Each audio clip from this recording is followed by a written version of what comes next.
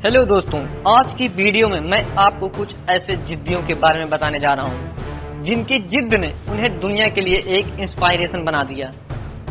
12 अप्रैल 2011 की रात को चलती ट्रेन से कुछ गुंडों ने ट्रेन से एक लड़की को नीचे फेंक दिया।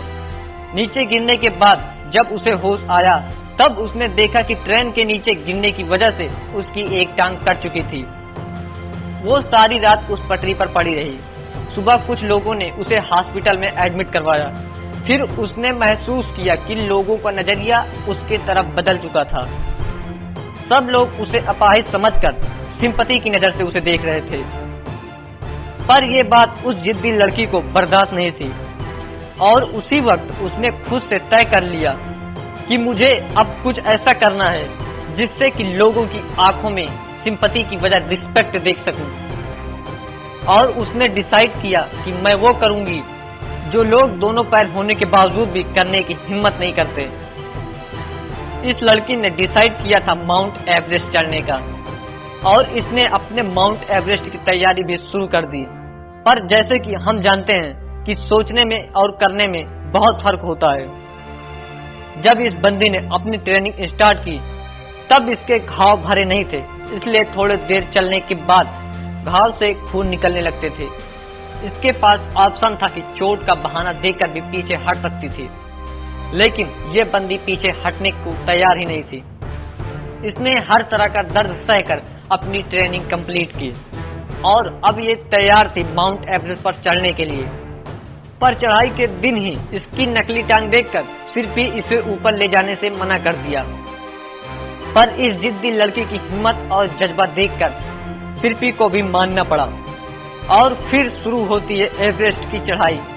लेकिन जब ये बंदी एवरेस्ट की चोटी पर पहुंचने ही वाली थी, इस लड़की का ऑक्सीजन खत्म होने लगा।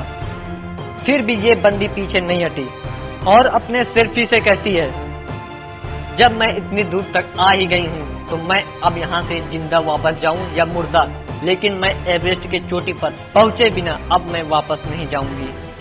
और कुछ ही देर बाद यह बंदी एवरेस्ट की चोटी पर खड़ी थी। जो सपना इसने हॉस्पिटल के बेड पर लेटे हुए देखा था, आज वो सपना पूरा कर चुकी थी। ये लड़की और कोई नहीं, अरुणिमा सिन्हा है, first women amputee to climb Mount Everest, जिन्होंने हर उस इंसान को साबित कर दिखाया कि अपाहिज वो नहीं जिसके पास हाथ या पैर नहीं, बल्कि वो लोग हैं जो सोचते हैं कि हम नहीं कर सकते। दोस्तों, इस दुनिया में असंभव कुछ नहीं होता। लोग अपने दिमाग में असंभव शब्द बैठाकर और फिर बाद में रोने लगते हैं और कोशिश ही नहीं करते। ये है माइकल फेल्प्स। 2008 में इस बंदे ने पब्लिक अनाउंस कर दिया कि अब की ओलंपिक में मैं 8 गोल्ड मेडल जीतूंगा। सब ने इसका मजाक उड़ाया, यहाँ तक कि मीडिया ने भी इसका खूब मजाक उड़ाया। पर इस बंदे ने इन सब की बातों को ही अपना मोटिवेशन बना लिया। दिन के 12-12 घंटे ये बंदा प्रैक्टिस करने लगा, लेकिन अचानक एक एक्सीडेंट में इस बंदे का हाथ फ्रैक्चर हो गया और डॉक्टर ने इसे ओलंपिक में पार्टिसिपेट करने से मना कर दिया। पर इस बंदे का तो दिमाग हिला हुआ था। इसने अगले 1 साल तक पाँव से स्विमिंग करना सीखा और खुद को इतना बेहतर बनाया कि इतनी मुसीबतों के बावजूद ओलंपिक में एक वर्ल्ड रिकॉर्ड बना के ये बंदा 8 गोल्ड मेडल जीता। इसे बोलते हैं जिद्दी, इसे बोलते हैं पागलपन। लाखों में किसी एक के पास होता है। अपने काम के प्रति पागलपन बंदे को जीरो से हीरो तक बना देता है। तभी एक चाय बेचने वाला लड़का एक प्राइम मिनिस्टर बन जाता है। इसलिए जो भी करना चाहिए उसके अंदर एक आग होनी चाहिए, एक पागलपन होना चाहिए कि साला मैं करूंगा, मुझसे बेहतर और कोई नहीं होगा।